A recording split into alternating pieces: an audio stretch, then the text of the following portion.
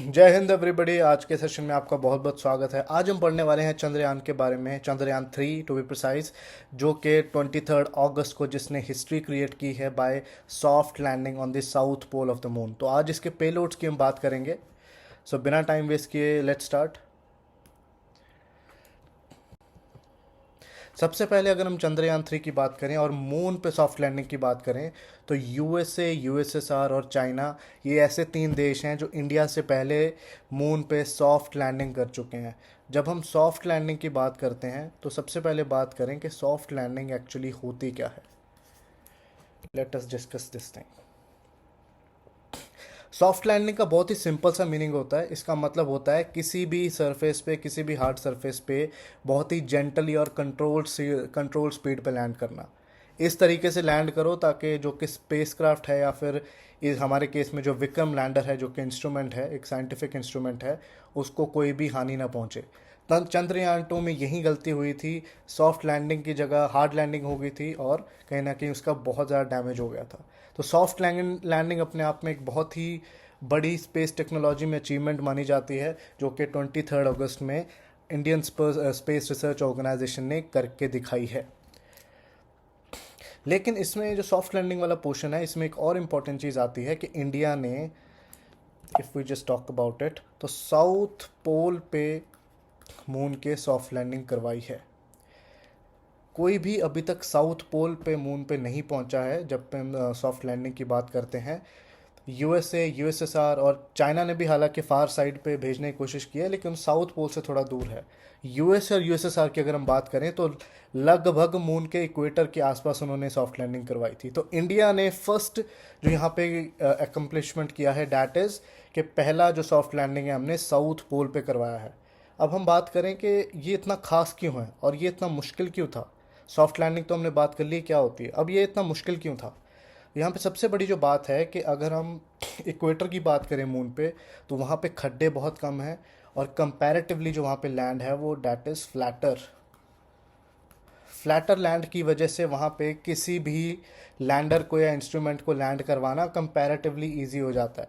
लेकिन जितना आप पोल्स की तरफ जाते हैं वहाँ पे बहुत बड़े बड़े क्रिएटर्स हैं, जो जिनको खड्डे भी आप बोल सकते हैं, जिसकी वजह से लैंड करवाना एक अपने आप में बहुत बड़ा चैलेंज होता है। और ऊपर से सिंस मून में प्रॉपर एटमॉस्फेयर नहीं है, सो वहाँ पे जो थर्मल कंडक्टिविटी है, वहाँ पे जो टेम्परेचर्स हैं बहुत तगड़े एक्सट्रीम में जाते हैं। गर्मी की अगर बात करें तो 127 डिग्री सेल्सियस से भी ऊपर जा सकते हैं और 200 डिग्री, -200 डिग्री से भी नीचे जा सकते हैं। तो इन सारी प्रॉब्लम्स की वजह से landing specially on the south pole बिल्कुल भी आसान नहीं है। और ऊपर से वहाँ पे और जो एटमॉस्फेरिक डिस्टर्बेंसेस हैं, वहाँ पे जो और जो डिस्टर्बेंसेस आती हैं, उसकी वजह से भी बहुत ज़्यादा दिक्कत आ जाती है, क्योंकि डस्ट वगैरह भी वहाँ पे काफ़ी ज़्यादा रहती है। तो इसलिए जो सॉफ्ट लैंडिंग है एक बहुत ही बड़ा एक मिरेकल है जो कि इसरो ने करके दिखाया है। That is why soft landing जो 23 अगस्त को हुई है, that is so special. Okay,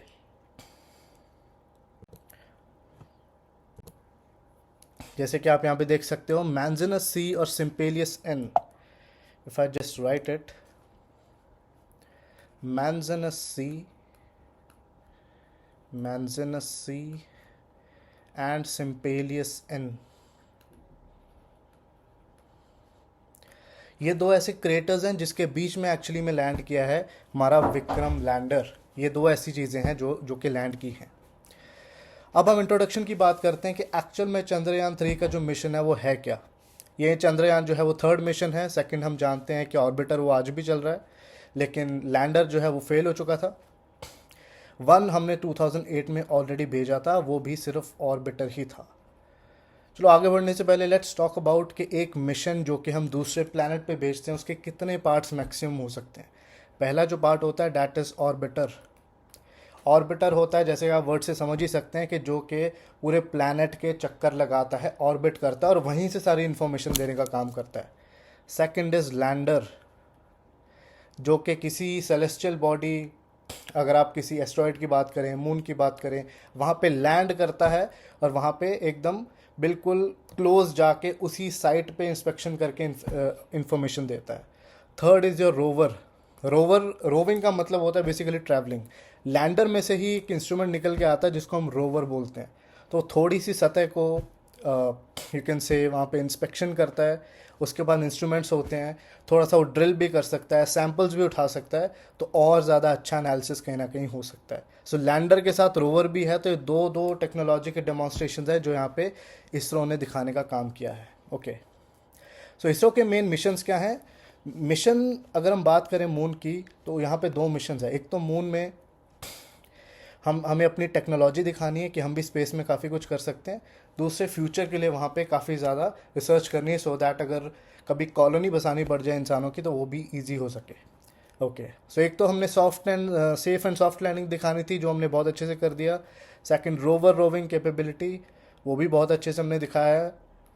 हमारा जो लैंडर है डैट इज़ विक्रम, और जो उसके अंदर से इंस्ट्रूमेंट निकला है रोवर, डैट इज़ प्रज्ञान। सो दोनों के दोनों जो डेमोन्स्ट्रेशन है वो काफ़ी सक्सेसफुल रहे हैं। And third is in Situ scientific experiments, मतलब कि इन सिटू क्या होता है कि उसी जगह पे जाके हमें एक्सपेरिमेंट करने। एक होता है दूर से एक्सपेरिमेंट करने, जिसको हम रिमोट सेंसिंग वाली बातें भी कह सकते हैं। वन इज़ उसी जगह पे जाके एक्सपेरिमेंट करने। ओके, सो ये हमारे यहाँ पे मिशंस हैं। नाउ लेट्स टॉक अबाउट कि कितने हमारे पास यहाँ पे पेलोड्स हैं। सबसे पहला जो पेलोड है वो प्रोपल्शन मॉड्यूल का है। प्रोपल्शन मॉड्यूल वो है जिसने एक्चुअली लैंडर से अलग होके विक्रम जो बाद में लैंड किया, तो प्रोपल्शन मॉड्यूल है वो अलग है, जो कि ऑर्बिटिंग कैपेसिटी में हमें दिखता है। तो इसमें एक ही हमारा पेलोड था, that is shape spectropolarimetry of habitable planet Earth. जब भी हम स्पेक्ट्रोपोलारीमेट्री की बात करती हैं तो ये पोलराइज लाइट को स्टडी करने की बात करता है। ये लाइट को डिफरेंट इलेक्ट्रोमैग्नेटिक रेडिएशन में स्टडी करता है, जैसे कि infrared, X-rays and so on. Polarimetry अगर हम स्पेस टेक्नोलॉजी में बात करें तो बहुत ज़्यादा इसकी इंपॉर्टेंस है, क्योंकि जितने भी एक्सो प्लैनेट्स हैं, जितनी भी सेलेस्टियल बॉडीज़ हैं, उनमें से जो लाइट आ रही है उनको स्टडी करके हम ये जान सकते हैं कि क्या वहाँ पे हैबिटेशन कभी हो सकती है, क्या वहाँ पे रहा जा सकता है। तो किसी भी सेलेस्टियल बॉडी के बारे में अगर आपने जानना हो तो उसके लिए पोलारीमेट्री, स्पेक्ट्रोपोलारीमेट्री काफ़ी ज़्यादा ज़रूरी होती है। ओके, नेक्स्ट अब हम बात करने वाले हैं यहाँ पे दूसरे पेलोड्स के बारे में। राइट, ये वाला हो गया अपना। अब लैंडर के पेलोड्स जो कि एक्चुअली वहाँ पे लैंड करा है, इसमें बेसिकली 4 पेलोड्स हैं, जिसमें से जो लेज़र रेट्रो रिफ्लेक्टर एरे है ये नासा ने हमें दिया था, और जो 3 हैं वो इसरो के ही अपने हैं। First is Chandra surface thermophysical experiment, that is chest. इसका काम क्या है, ये वहाँ पे मून की सतह का टेम्परेचर को मेजर करेगा और जानेगा कि एक्चुअल में जो डिफरेंसेस हैं वो कितने हैं और क्यों वहाँ पे इतने ज़्यादा टेम्परेचर डिफरेंसेस हैं। जैसे कि हम देख सकते हैं कि बहुत ज़्यादा एक्सट्रीम टेम्परेचर, इवन 200 से 300 डिग्री सेल्सियस का जो यहाँ पे डिफरेंस है वो यहाँ पे हम देख सकते हैं इन टेम्परेचर्स। सो मून के टेम्परेचर को स्टडी करना बहुत ज़रूरी हो जाता है, क्योंकि अगर आपने फ्यूचर में कोई भी अगर कॉलोनी वहाँ पे बसानी हो तो इट इज़ वेरी इंपॉर्टेंट कि वहाँ पे टेम्परेचर बिल्कुल ही हमारे इस तरीके का हो कि हम वहाँ पे बेयर कर सकें उस चीज़ को। Okay, second payload is instrument for lunar seismic activity. Seismic activity से बहुत क्लियर हो सकता है कि वहाँ क्लियर हो जाता है कि वहाँ पे मून क्वेक्स या फिर ल्यूनर क्वेक्स को स्टडी किया जाएगा रादर।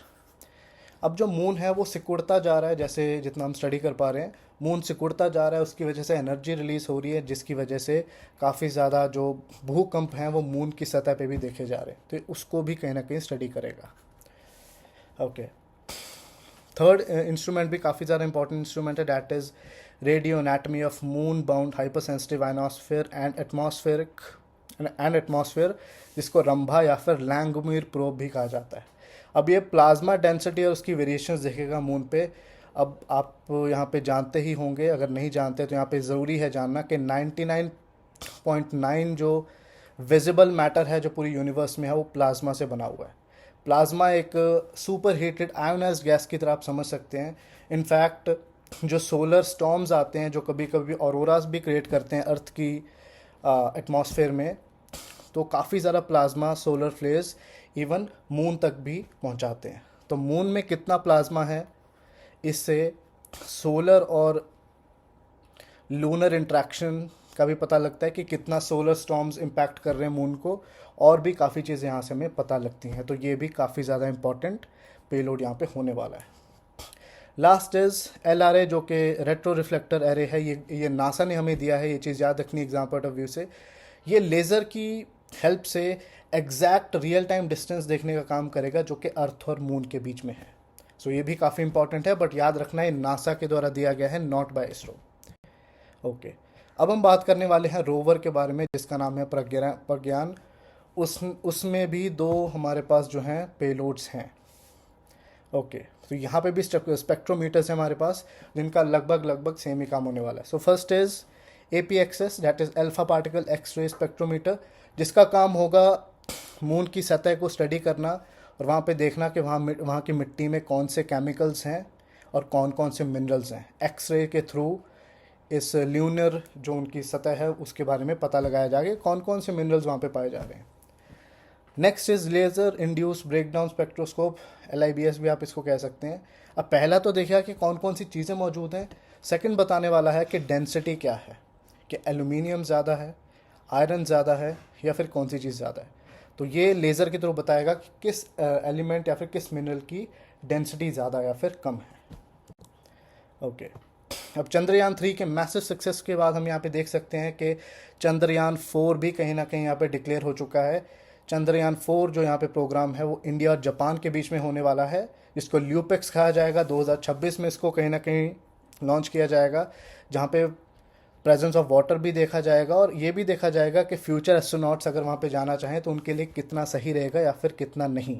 और उनके लिए अगर हमें लॉन्ग टाइम सस्टेनेबिलिटी अगर हमने वहाँ पे देखनी है, लंबे समय तक अगर हमें वहाँ पे इंसानों को बसाने की बात करनी है, तो उसकी कितनी पॉसिबिलिटी यहाँ पे रहने वाली है। ओके,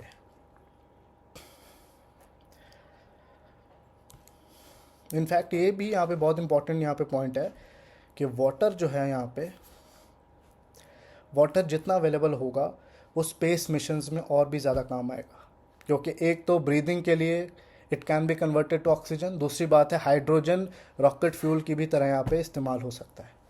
और सबसे इम्पॉर्टेंट यहाँ पे पॉइंट है कि आर्टेमिस मिशन जो कि नासा मैंड मिशन भेजने वाला है, उसमें भी इंडिया का रोल यहाँ पे आने वाला है और चंद्रयान 3 इसकी भी हेल्प करेगा। तो अगर फ्यूचरिस्टिक पर्सपेक्टिव से देखें तो it is going to be a really win win situation for India. और चंद्रयान 4 यहाँ पे डिक्लेयर हो ही चुका है, तो जिससे पता लगता है कि कितना ज़्यादा स्पेस जो प्रोग्राम है इंडिया का आगे बढ़ता हुआ यहाँ पे दिख रहा है। आई होप आपने आज का सेशन एंजॉय किया होगा। तब तक के लिए अपना ख्याल रखिए। जय हिंद।